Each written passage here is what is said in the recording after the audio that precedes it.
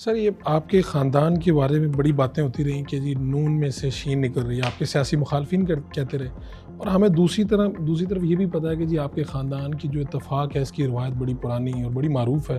یعنی میاں شریف صاحب جب خاندان کے سربراہ تھے تو تب بھی سارے انہی سے مشاورت کرتے تھے. یعنی میاں نواز شریف بے شک وزیر اعظم تھے یا جس بھی منصب پہ تھے، اور ان کے بعد پھر میاں نواز شریف آپ کے خاندان کے سربراہ ہیں. تو یہ کیسے اس کو کیری کرتے ہیں؟ اختلافات تو ہوتے ہی ہیں ہر خاندان میں. دیکھیں، یہ نون سے شین یہ کئی سالوں سے اس کی گردان کی جا رہی تھی. اس سے پہلے کسی اور پیرائے میں یہ خدا نخواستہ شریف خاندان میں تقسیم کرنے کی سازشیں کی گئی. اور یہ بات یہ آج کی نہیں ہے، یہ دہائیوں پرانی بات ہے. اللہ تعالیٰ کا فضل و کرم ہے کہ نون سے شین نہیں نکلی.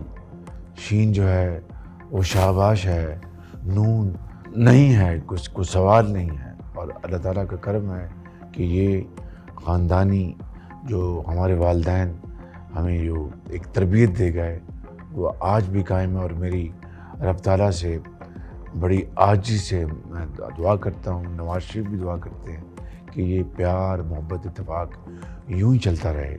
اور سیاست میں ایک جمہور میں ہر بات پر اتفاق رائے نہیں ہوتا. وہاں پر آپ کے خیالات میں آپ کے خیالات، ہم چار بیٹھے ہیں، آپ کا اس کپ کے بارے میں کچھ رائے ہوگی، آپ کی کچھ، اس کو آپ اختلاف رائے نہیں کہہ سکتے. وہ ایک آپ کا حق ہے اپنے رائے دینے کا. رائے میں آپ کی مختلف ہو سکتی ہے، لیکن پھر مشاورت کے بعد جب لیڈر فیصلہ کرتا ہے تو اس کو سب فالو کرتے ہیں. آپ کو جیسا میاں شریف صاحب آپ لوگوں کو خاص نصیحت کرتے تھے، جس طرح آپ کو کہا کہ بڑے بھائی کی بات ماننی ہر صورت میں، وہ کچھ ایسا بالکل. میرے والد صاحب اللہ تعالیٰ ان کو جنت نصیب کرے، میری والدہ صاحبہ ان کو اللہ میں جنت نصیب کرے. ان کی ہمیں ہر وقت یہی نصیحت ہوتی تھی کہ خاندان ہو یا کوئی سوسائٹی ہو یا ملک ہو، اس کی طاقت صرف اور صرف اتحاد میں ہے، یونٹی میں ہے. اگر یونٹی ہوگی تو اس میں بڑی برکت ہے. یونٹی نہیں ہوگی، نفاق ہوگا تو بے پناہ خرابیاں ہوں گی. اور یہ بات روز مرہ اس کا مشاہدہ آپ کرتے ہیں. میاں شریف صاحب نے یہ جو گھر بنوائے، ان کو ہاؤس آف اتفاق، یہ 7 گھر یہاں پر مولڈن میں 1968 میں میرے والد صاحب مرحوم اور میرے تایا چاچا جان انہوں نے یہ گھر بنائے، اور ایک جیسے گھر تھے 1968 میں. اس سے پہلے ہم رہتے تھے شہر میں، ریلوے روڈ پہ، سلطان کی سرائے ایک جگہ ہے ریلوے روڈ پہ، وہاں ہم رہتے تھے. وہاں پر بھی اتفاق منزل تھا اس کا نام، اور وہ گھر تھا ملٹی اسٹوریڈ، تو 7 فیملیز وہاں رہتی تھی. تو پھر وہاں سے ہم نے 1968-69 میں ادھر شفٹ کیا. سب سے جو اہم جو موضوع میرے لیے کون سا ہے، تو پاکستان کے جو نوجوان نسل، وہ یہی ہمارا سرمایہ ہے، یہی ہمارا اثاثہ ہے، یہی ہمارا تیل کی دولت کے مانند ہے، یہی ہمارے گیس کی دولت کے مانند ہے، یہی ہمارے اپنا چاندی اور سونے کے ذخائر کے مانند، بلکہ اس سے بھی زیادہ. کیونکہ اگر ذہن آپ کا زرخیز ہے تو آپ مٹی کو آپ سونے میں بنا سکتے ہیں.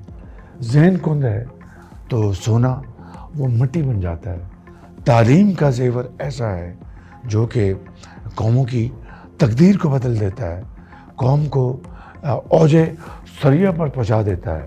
تو آج اگر نواز شریف کی اگر ذمہ داری ہے، میری ذمہ داری ہے، بلاول بھٹو کی ذمہ داری ہے، مولانا فضل الرحمان صاحب کی ذمہ داری ہے، ڈاکٹر خالد صدیقی کی ذمہ داری ہے، اور جو دوسرے زعما ہیں ان کی ذمہ داری ہے، آئی پی پی ہیں یا جو بھی ہے، کیو لیگ ہے، سب کی ہماری مشترکہ ذمہ داری ہے کہ ہم کروڑوں نوجوانوں کو، قوم کے بیٹوں اور بیٹیوں کو، ان کو تعلیم کا ان کو راستہ دکھائیں، تعلیم کے زیور سے ان کو ہم آراستہ پیراستہ کریں. ان کے ہاتھ میں جس طرح نواز شریف نے اپنے ادوار میں لاکھوں لیپ ٹاپس دیے تھے, آج ہمیں فیصلہ کرنا ہے کہ پاکستان کے چاروں کونوں میں صرف پرفارمنس کی بنیاد پر اور فائنینشیل بیک گراؤنڈ, دو معیار, پرفارمنس اور فائنینشیل بیک گراؤنڈ.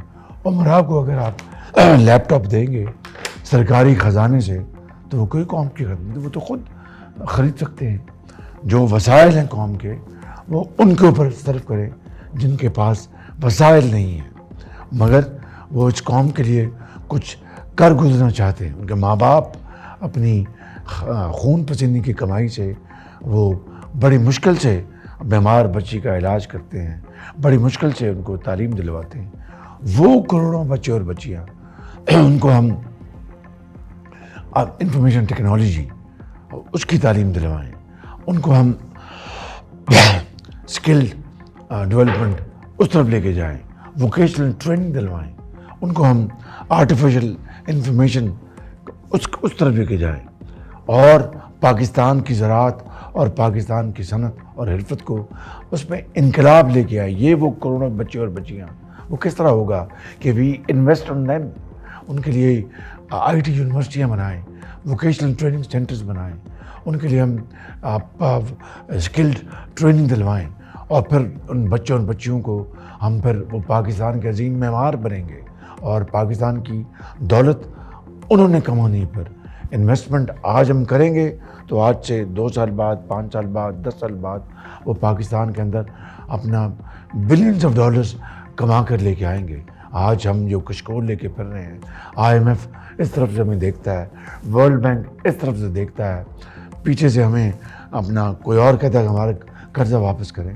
یہ ادھار کی زندگی, یہ قرضے کی میں, کب تک ہم پیتے رہیں گے, کب تک بسر کریں گے؟ اس کو خیر بات کہنا ہوگا, اس کو دفن کرنا ہوگا. واحد طریقہ یہ ہے کہ ہم یوتھ کے لیے ہم تمام توانائیاں وسائل ان کے قدموں میں نشاور کریں through paradigm shift, through this change, اور ایک اسٹریٹجی بنا کر